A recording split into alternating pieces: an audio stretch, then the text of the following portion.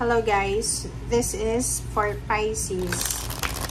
Pisces, tingnan natin kung anong messages, vibration, gabay energy para sa inyong lahat. This is timeless reading. Tingnan natin kung ano ang message na para sa inyo Pisces. Okay. Pisces. Ano ba ang message na para sa iyo? First card natin is diving into new depths. Okay. Dito sinasabi ng baraha na there's deeper meaning to what is happening. You might be looking at this from the surface and missing what is really going on. Take a moment to pause and breathe. Allow yourself to dive deeper into what it is you are feeling about your current situation. So, yung unang baraha mo dito, Pisces, sinasabi ng baraha na may mas malalim na dahilan, may mas malalim na kahulugan kung ano yung nangyayari sa buhay mo sa ngayon. Okay? Pwedeng meron tayong nami-miss na information or wisdom sa kung ano yung nangyayari sa buhay natin sa ngayon. So, take a moment to pause and breathe. So, hayaan mo ang sarili mo na makapag-pause, makapagpahinga. Etong barahang ito ay parang sinasabi sa iyo, Pisces, na wag mong ipipressure yung sarili mo, wag ka din magpapapressure doon sa mga tao sa paligid mo. Focus sa sarili, focus sa peace and harmony, focus ka sa priority mo. Okay. Next card natin, next deck natin, Pisces.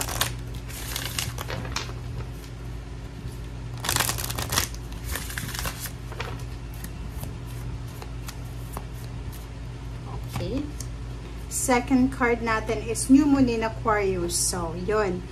Para to sa lahat ng Pisces na nanonood sa ngayon, sinasabi ng New Moon in Aquarius na to na buksan mo ang sarili mo para sa pagbabago. So, ibig sabihin, meron ditong mga Pisces na siguro mas masaya ka na or masaya ka na sa kung ano yung meron ka sa ngayon, feeling contented, feeling satisfied. But dito sinasabi ng baraha na buksan mo ang sarili mo para sa pagbabago. I-welcome mo lahat na pinipresent sa iyo ng universe na pagbabago. Okay? So, new moon is new beginning. So, new start. Tanggapin natin lahat ng pwedeng mabago sa buhay natin. Or parang kung halimbawa na may kailangan tayong baguhin sa ating sarili, gawin na natin siya.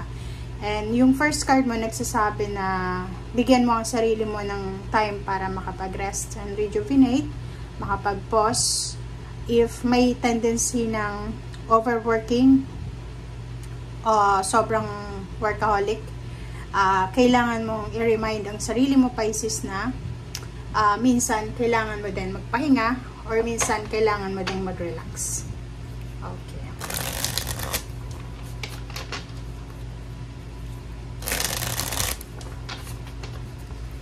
Okay, Pisces.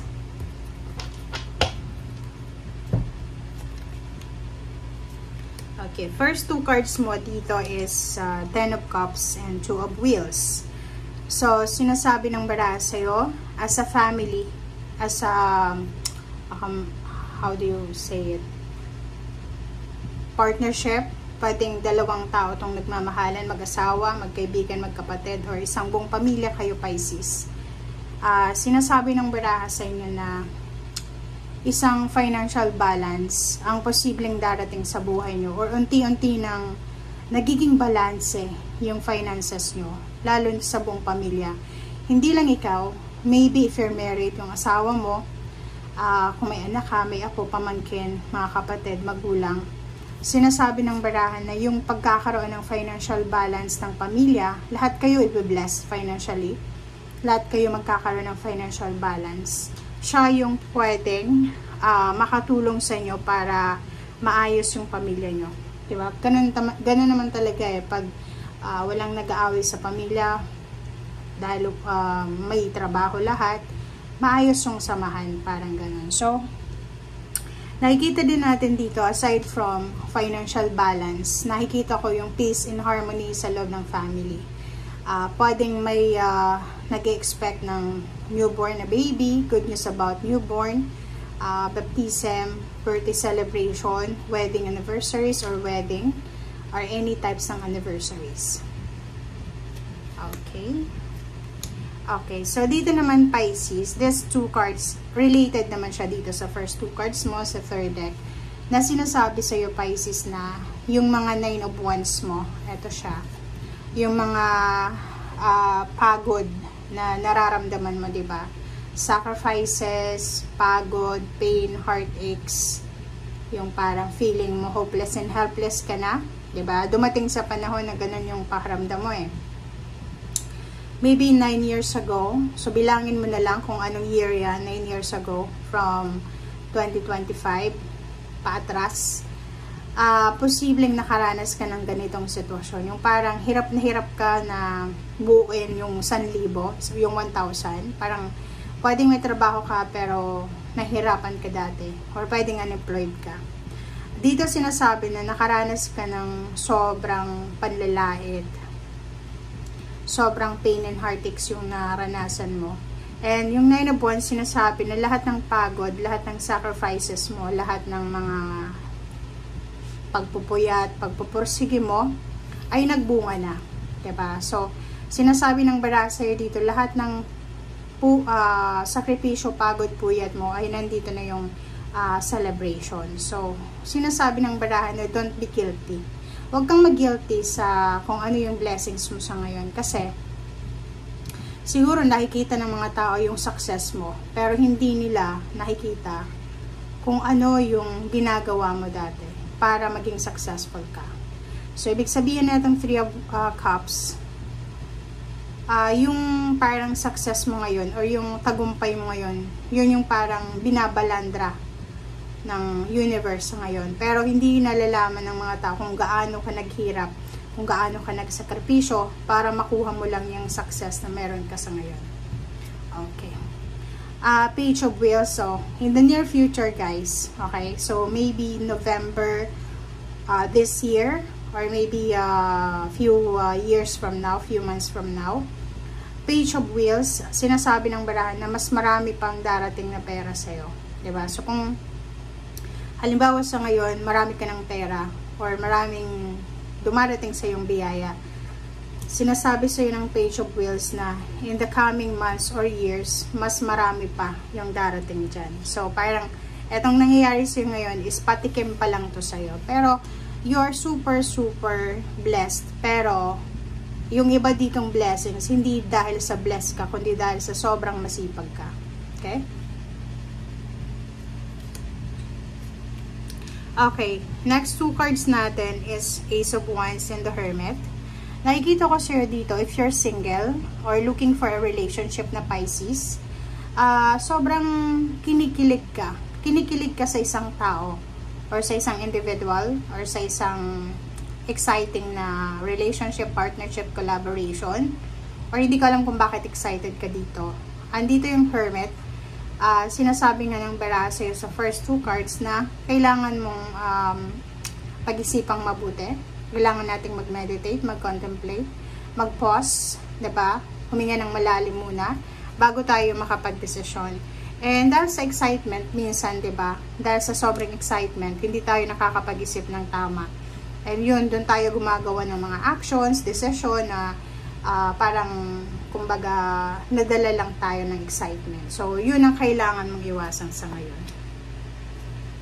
Wow! Ang nakikita ko sa'yo dito, Pisces, congratulations sa'yo. Kasi yung King of Swords is yung direction. Yung direction na tinatahak mo sa ngayon. So, you're moving away from pain and heartaches, from anything na negative.